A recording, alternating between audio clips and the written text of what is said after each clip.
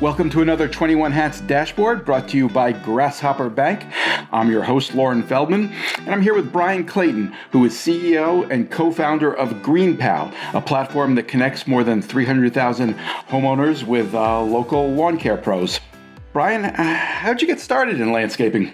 Well, Lauren, it's great to be here. Thanks for having me on the show. Yeah, I got started in landscaping like a lot of people get started in mowing grass. It's just the first business they ever started. That a lot of people tell me, "Oh yeah, my first business was mowing grass," and I just happened to stick with it. I mowed yards through high school and then cut grass through college, and when I graduated college, I was like, okay, what now? I can go get a job or I can just keep mowing yards. And then I surveyed kind of what starting salaries were, and I was like, man, I'm going to take a pay cut if I go get a job versus what I'm making mowing people's yards. And so Before you went to college. yeah, and so I was like, okay, well, I'm going to make a business plan with what I learned in business school, and made a little business plan and just started executing and working hard against that. And Where did you grow up, Brian? Where were you mowing these lawns? outside of Nashville, a little suburb town called Murfreesboro, Tennessee. That was actually a lucky thing for me. Was Nashville was booming then and is booming now. And so if you're in a community that's growing, it can make life easier for your business. That's how it was for me. Sure. And that's where you're still based? Yeah, still based out of Nashville, and ended up growing that landscaping company to about 150 people. Got it over after about 15 years of doing it. It grew to over 8 figures in revenue, and then it was acquired by a national company that operates these businesses all over the country. Oh, interesting. Why did you decide to sell? Well, it wasn't like I had built it to sell, so that's what I recommend to founders is begin with the end in mind. If you think you may want to sell your company one day, start with that, like start from the finish line and then work backwards. But I did not do that. I had built it as a lifestyle business. And so when I made the decision to explore getting the business acquired, I kind of had to reverse engineer a lot of things back into it and almost take it down to the studs and rebuild it almost. And so that was kind of a painful process. Was that primarily about how you were managing the books, or? Everything from, a lot of bookkeeping and accounting stuff. So these folks wanted to see GAAP accounting, and I was operating more like shoot from the hip accounting and like just good enough accounting. And so I remember it was a painful like 6 months with a CPA firm and $100,000 in CPA fees. But we got all that fixed, and then there's all kinds of like management stuff with how our org chart was structured, and then everything, even where the business was located. I had to locate it closer to Nashville because any acquiring firm wanted a business closer to the city, not one in the suburbs. So it was all of that stuff, and that took like 2 years, and it was exhausting. And so when the business was finally acquired, I could like just breathe just exhale. It was like the final level of the video game for that business. It was beating Bowser in the landscaping business. One of the typical issues of an owner who struggles to sell a business is that they're still too involved in the day-to-day operation. Was that an issue for you as well? That too, yeah, because ultimately, I had to kind of like think through what the handoff and transition was going to look like, because I didn't want to be there a lot. So sometimes founders will sell a company and stay on, and they would have done that if I wanted to, but I really wanted to create the space for something else. I had kind of reached a plateau in terms of my personal development, and I was no longer like being challenged by the business that was causing me to grow, and that just made me feel discontent. And so that's why I explored selling it. And then, so I really kind of wanted to hand it off. And so I had to think through, how is this business going to run without me? And so I had to groom kind of an operations manager, and then create some like redundancies in the business, better systems, better processes, better standard operating procedures, stuff I should have had all along, to be honest. And what a weird thing was after I had it ready to turn over, I almost wanted to stick with it. Because it was running better than ever. Yeah, and making more money than ever, and so it was a well-oiled machine when these guys took it over. Oh, that's so interesting. So you sold it sounds like, without really knowing what you were going to do next.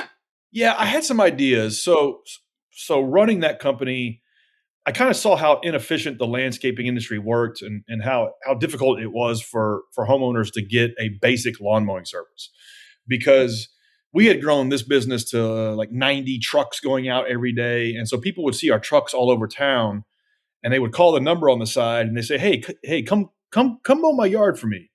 And we no longer did those residential services. We only did like commercial office parks and airports and apartment complexes and things like that. And so we would tell them, we would say, hey, we don't do residential services anymore, but here's 4 or 5 numbers of some smaller operators that do.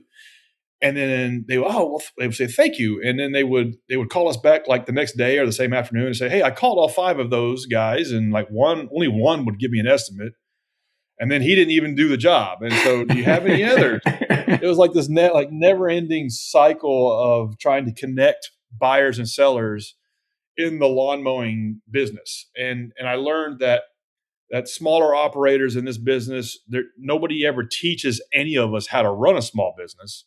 So they just kind of don't know what to do, and they don't know what it means to be reliable. And there was this weird case of the disappearing lawn guy that was out there, and so I saw that problem, and I knew that technology could be the solution to it.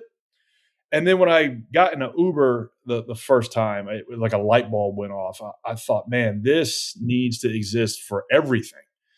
And why not build it for this industry that I know? And so I set out to build an app that worked like Uber, but for lawn mowing services, and called it GreenPal. And that was right about 10, 11 years ago. And it started off really humbly, just in Nashville, just trying to get something that worked. And little by little, we grew the platform. And now today it's nationwide in the United States, and around 300,000 people use it every week to get lawn mowing done. Wow. What got you from Nashville to national? How did you manage to make that leap? It was excruciatingly slow. I really thought so. So you watch the movie The Social Network, which is a great movie about a tech startup called Facebook. I've heard of it. Yeah, great movie. And in that movie, Mark Zuckerberg and I think his college roommate build Facebook in a weekend, and then 15 minutes later they have 100 million users. And they made it look so fun and easy. And in reality, like the real movie about the building of Facebook would just be like Mark Zuckerberg and his 2 co-founders coding behind a laptop in their dorm room 7 days a week for 20 hours a day. And so that wouldn't be an exciting movie, but but that's the reality. And when I started GreenPal, I thought, it'll only take a year or two. We'll get this thing to 100,000 people using it, and then we'll figure out how to grow internationally. And I was quickly confronted with something that nobody ever tells you, that when you're starting a tech company, you're usually inventing something brand new from scratch that does not exist. And that little detail makes the journey 100 times harder than starting any kind of traditional business. If you run a construction company or a landscaping business like what I had, or a restaurant or a dry cleaner, that's hard, but at least you kind of know what to do. You can look at competitors, you can read books, watch stuff on YouTube. You can kind of figure it out and just work really hard, outserve your competition, and build something that helps your customers. And if you're willing to grind that out, you will be successful. Building a tech company is all of that. Plus, there is no playbook. Nobody knows this thing exists. Nobody knows to use it. Nobody knows how to use it. Nobody knows where to look for it. And so you kind of have to figure all of that out as you go. And the analogy is like jumping off a cliff, but building your airplane on the way down. And that's how it was. We were just really clueless as to what we needed to do and what we needed to focus on. It was just going from trial and error, one failure to the next.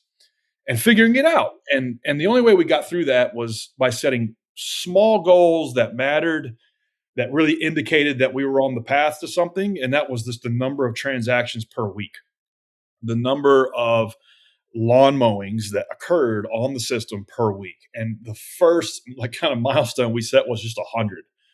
I wanted 100 individuals, real people, human beings, to use this thing, use GreenPal in a week and for their lawn mowing. And that took 2 years.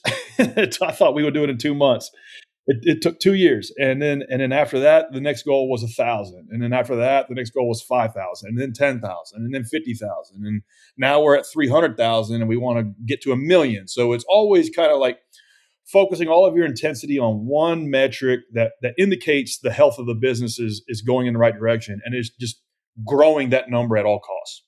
You mentioned what a challenge it was to get homeowners on the platform. What was it like getting landscapers on the platform? Yeah, in the early days, it really is like a cold start problem, chicken and egg problem. It is, you have two sets of customers. You've got consumers and you got sellers. And without one or the other, there is no value proposition. And so we had to hand crank both sides in the early days. And so the way we would do that is I would cold call lawn care services on Craigslist all day long and just pitch them on the idea of this platform where they could get free quote, they could get all of the free opportunities for lawn mowing business that they wanted. And then they would get hired, and then they could keep it all organized in one place and then bill those customers through that platform, get paid, and then schedule it all in one place. The app only did about 5% of that. So it was very much like Wizard of Oz, us in the behind the curtain, and we would hand crank all of that stuff through phone calls, voicemails, emails, spreadsheets, you name it. So you were providing this service; it just wasn't happening automatically. That's right. Yeah, and because we didn't really even know what to build, we had an idea, but we kind of wanted to build it and validate it with users as we did it. And so the first, 500 lawn care services all had my cell phone number. And the way I would kind of get them onto the platform was I would say, hey, I will give you free coaching on how to build a lawn care business because I just built and sold one. And if you were in Nashville and you were in the lawn care business, you knew who I was because it was like top 2 or 3 biggest landscaping companies in the state of Tennessee. And so they knew who I was. So I got kind of some discretionary attention because of that. In just Nashville. Outside of Nashville, I was a nobody. But in Nashville, in this one industry, I was kind of like a household name. And so I leveraged that to get the early adopting contractors onto the platform and get them to kind of hang in there while we focus on the consumer side.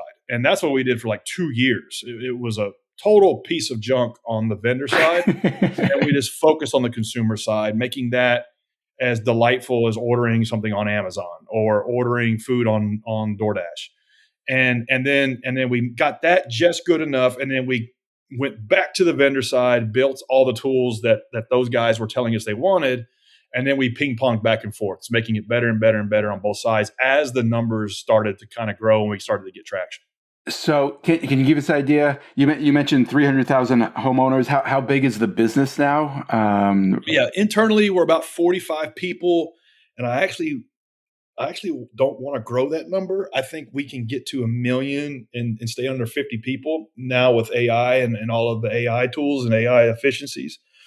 The business does multiple 8 figures in revenue, and we have around 300,000 consumers and around 40,000 contractors on the platform. And so the challenging part is no longer growing the supplier side, it's growing the consumer side. It's being in like the English language, like I'm going to Uber to the airport, and then I'm going to take a flight, and then I'm going to get an Airbnb.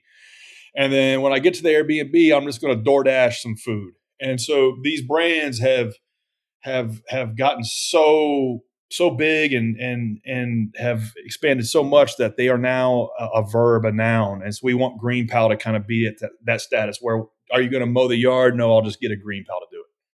But that's hard to do, and it's really hard to do if you don't raise a bunch of money, which we have self-funded the business the whole way through. Completely. Completely, yeah. When you say we, that's you and you have partners? Yeah, I have two co-founders that I started the business with. I got really lucky and just partnered up with two guys that I knew for about 10 years that I could just tell had a chip on their shoulder to do something more with their life than they were doing. And that was the only thing that we had going for us, that we all shared that in common, but we didn't know the first thing about building software. We didn't know the first thing about tech or how to build a website or an app or a marketplace. We just kind of taught ourselves all of that stuff as we went through the levels of the game. So I'm curious about what your experience was when you promised that if landscapers got on the platform, you would provide coaching. That could be a full-time job for somebody. How did you manage that, and how did it go? Yeah, it was like you talk about you have to wear 21 hats. It literally was that. And so you're all over everything all the time. You're doing 10 or 20 different jobs, and that was just one of the jobs that I had. It was like, okay, whenever somebody calls me and has a question about something, I'll take 5 minutes, 10 minutes and answer them either in writing or on a phone call or a FaceTime. And then I got to a point where I would group them together, and I would say, hey, email in your question. And then I put it in like a Google Doc. And then I would go once every Saturday morning, I would do a live stream on our Facebook group. And I would answer these questions that contractors had, and they would tune in. And so as time went on, we would have sometimes 10, 20, 30, 50 contractors. And so as it became untenable to do it like on an ad hoc basis, I did get to a point where I could do it more efficiently. And that was really valuable in the early days because we didn't have a strong product for these guys.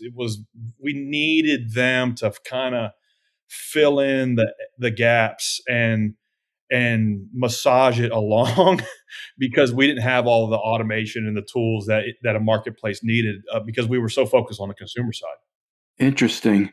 I bet you learned some things about what was happening out there among landscapers. Did you see a bunch of common mistakes or so many surprising things that assumptions I had that were wrong.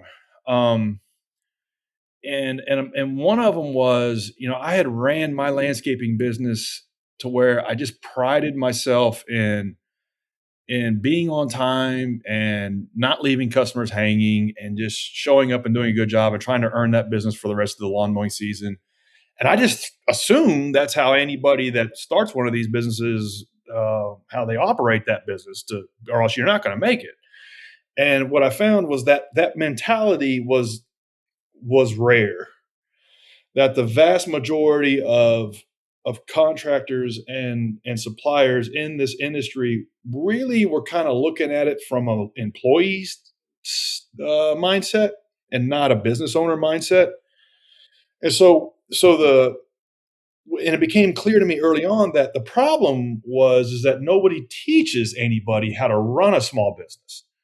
And it wasn't that these guys didn't want to be successful. They did, but nobody ever taught them how to do it right. And so we had to reorient the platform to be kind of like a coach in your pocket and coach you to understand what it means to be on time, what it means to be proactive in your communication, why it's important to follow up when you get done with a job, why it's important to reach out and ping your customers who don't have any business booked with you that you serviced one time, why it's important to have really good looking photos on your profile, and why it's important to have a headshot of you smiling. All of these little nuances and details, like we had to build in the system workflows to get these guys to do the things they needed to do to be successful. And that was like a part of the journey that I did not anticipate. And that's one reason why it took us 3 or 4 years to get any kind of traction. And are you still providing that kind of support? Absolutely. Now, and it's like here we are a decade later, we're still solving the case of the disappearing lawn guy. We're still solving That's for referring to somebody who just stops showing up? stop showing up. Really, that happens a lot. To them, yeah, they just literally dropped off the face of the earth. And so if it was kind of funny. You said how long did it take you to get from Nashville to Nationwide? I remember these days in the early days when we were just in one city. Um, it was I was just so upset and like discontent with the progress in the business, and I was bitching in the office one day that we need to expand to some more cities. And my co-founder said to me, he said, "Dude, I think 200 people used this thing last week, and I'm pretty sure we pissed off 180 of them." And he said, "Until we can flip that, we don't need to go to any more cities." And he was right. And so we focused on flipping those numbers. And now, if 100 people, if 1,000 people use it, 999 of them are happy. But the problem is that when that 1,000 turns into 300,000, well, then you've got some bigger numbers of people that are upset. And so even to this day, we are still figuring out, okay, how do we get it from 99% to 99.1%? And now with AI, we're able to better predict when a lawn care service is going to flake, and predict when a lawn care service is not going to show up, and predict when somebody's going to get let down. And these are new unlocks for us that we never could solve for, but now with these new technologies we can, which is great. Makes this thing a lot more fun. That's so interesting. Can you explain what AI is doing? What is it looking at to determine if a service is going to flake? Yeah, so in the 3 years ago, or maybe even 2 years ago, this stuff would have only been able to be solved for like senior level engineers that worked at a Uber or a Google or a Facebook that make 500K, $1 million a year. And that's just outside. First off, I don't know that we could even recruit those types of people because they're just so sought after. But even if we could, that's a tough nut to crack. And so these problems could be solved at any given time with enough money and time. But now AI cuts all that down to a fraction of the skills required to solve for them. So what we can do is we can say, okay, to look at this vendor and look at their entire past history, how many transactions they've done, for how many customers, how often have they showed up on time, how often are they getting booked for second, third, and fourth lawn mowing visits, what is the average rating for them, and then compare that against all the other lawn care services in their zip code, and then compare that with the time of year and the weather, pull in the weather data from the weather API, and then about 15 other things. And then we can crunch those numbers like a NASA data scientist, and come up with a score and understand, okay, this guy is below the threshold. He's probably not going to make it. If he doesn't double confirm this message we send him that he's definitely going to be there, then we need to tee it up and get somebody else on deck. And that's the value GreenPal brings. It's like if you're out here just in the kind of like the wild west of trying to get a lawn mowing service, you don't get any of that. You just have to like go through these cycles of being let down. But with GreenPal, a consumer can come onto the platform and kind of get that level of protection that they're going to get this job done. Are you primarily using that information that you developed, the analysis of the performance of your landscapers, to remove poor performers from the platform or to improve poor performers? Well, all three. So we want to promote the ones that take this business seriously, and help drive them more business and help them grow their business because they take it seriously. They take care of their customers. They want to be successful, and we want to reward that behavior. And then the ones that don't take it seriously, that are looking at it like a side hustle, or I don't feel like working today, or I don't take this business seriously. I'm probably not going to do it in another month or two, and this is just a way to make extra cash. We identify that kind of mindset through actual behavior on the platform and demote stop sending those vendors new quote opportunities, and then expel them from the platform. And then the third thing is just fixing the screw up that's happening right now Sure. and preventing it from happening. Like GreenPal is not the contractor. GreenPal is not the lawn care service, but GreenPal is the platform that makes it run smooth for both sides. A lot smoother than if you just did it the old way. So, with the ones that you choose to work with to try to help them improve, how do you deliver the lessons that you think they need to learn? It's a combination of carrot and stick, and so it's carrot in the sense of if you hit your appointment dates that you commit to on the day or the day before, you get scored high and you get this rating assigned to you, which is a reliability rating.